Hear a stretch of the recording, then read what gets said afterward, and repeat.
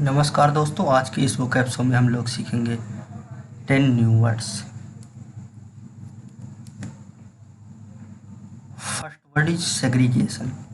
इसका मतलब होता है अलग करना, सेपरेट करना, बाइफरकेट करना, एक्सक्लूड करना। And meaning is keeping apart and separation. And synonyms are discrimination and seclusion. Antonyms are connection and relation. Example sentence is the boys and girls should be segregated into different classes. लड़कियों की class को अलग से होना चाहिए, दोनों की class अलग से लगनी चाहिए। तो इससे आप इस वर्ड को याद रख सकते हैं। Second word is chop. इसका मतलब था कट करना, काटना।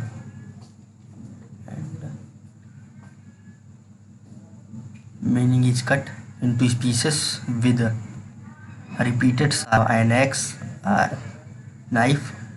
And synonyms are slash and cut up. Antonyms are rage and assist. Example sentence is the chop the chocolates square into small fine pieces.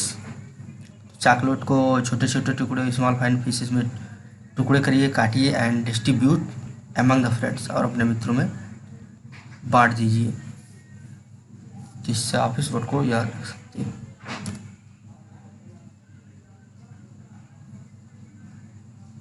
Third word is abrogation. इसका मतलब होता है निराकरण, अबोलिश करना। And repeal or abolition of law or agreement. And synonyms are annulment and repeal. Antonyms are introduction and commencement. Example sentence is this is an abrogation of the agreement and I am very sad about it. तो एक प्रकार से ये जो agreement है, ये इसको ख़त्म कर दिया गया है और मैं इसको लेकर बहुत दुखी हूँ। तो इससे आप इस वर्ड को याद रख सकते हैं।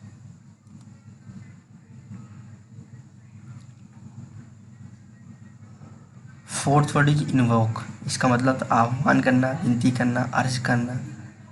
And meaning is call deity or spirit in prayer, pray to. Synonyms are appeal to and solicit. Antonyms are answer and reply.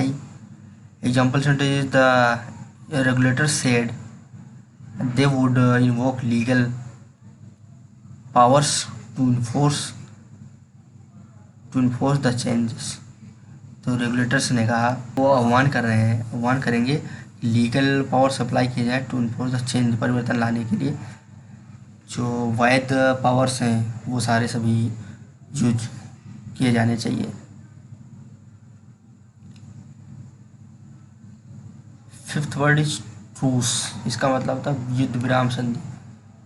And meaning is agreement between enemies to stop fighting for some time. मतलब कुछ दिनों के लिए युद्ध की समाप्ति की घोषणा कर देना, उसको हम कहते हैं truce. And synonyms are ceasefire and armistice. Antonyms are war and disagreement. Example is after years of rivalry, two country have agreed a truce.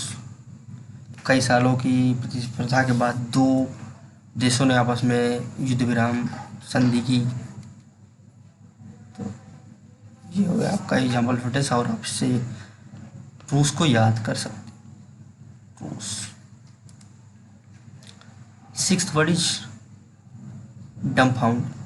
इसका मतलब होता है हक्का करना, हक्का बक्का करना, सरप्राइज करना, कंफ्यूज कर देना। Meaning is stunned and synonyms are amaze and astonish. Antonyms are calm. Example is Anil did his best. Anil ने अपना बहुत प्रयास किया टू डम फाउंड, हक्का बक्का करने के लिए, टू हिज बॉस, अपने बॉस को हक्का बक्का करने के लिए अनिल ने बहुत प्रयास किया एंड अपना बेस्ट से बेस्ट प्रयास किया। तो इससे आप इस वर्ड को याद रख सकते हैं। सेवेंथ वर्ड इज प्यूनिटिव, इसका मतलब तो पनिशमेंटकारी कोई चीज़ हो, दंडात्मक। Nemesis meaning is intended as punishment. And synonyms are disciplinary and penal. Antonyms are sympathetic and beneficial. Example sentences: punitive actions will be taken against the hooligans, मतलब दंडात्मक जो एक्शन लिए जाने चाहिए अगेंस्ट गुंडों लोगों के प्रति। तो इससे इस वर्ड को याद रख सकते हैं।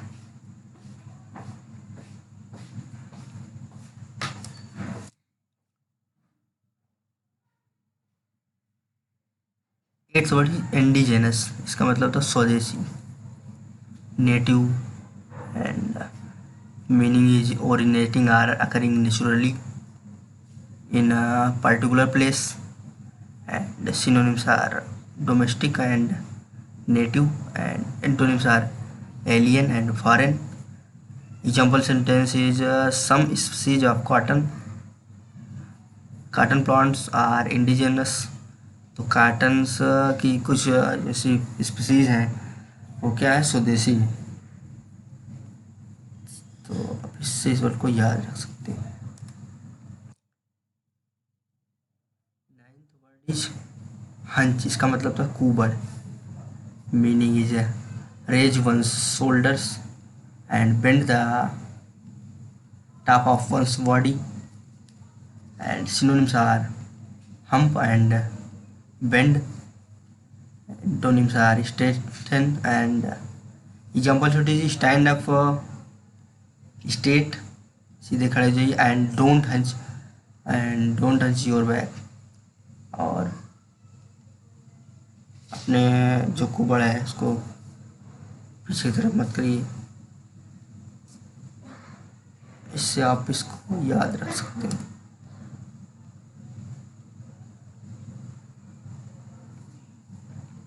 टेंथ वर्ड इज रीटरेट, इसका मतलब होता है दोहराना किसी चीज़ को, से समथिंग। मीनिंग इज से समथिंग और नंबर ऑफ टाइम्स, किसी चीज़ को कई बार कहना, तो उसको हम कहते हैं रीटरेट। रिकैप करना। Synonyms are restate and retell, and antonyms are reverse. Example sentences: the teacher reiterated, टीचर ने बार बार दोहराया द डिफिनेशन ऑफ विस्कोसिटी। तो विस्कोसिटी की डिफिनेशन को टीचर ने कई बार दोहराया ताकि बच्चे डिफिनेशन को समझ सके और लिख सके प्रॉपर तरीके से।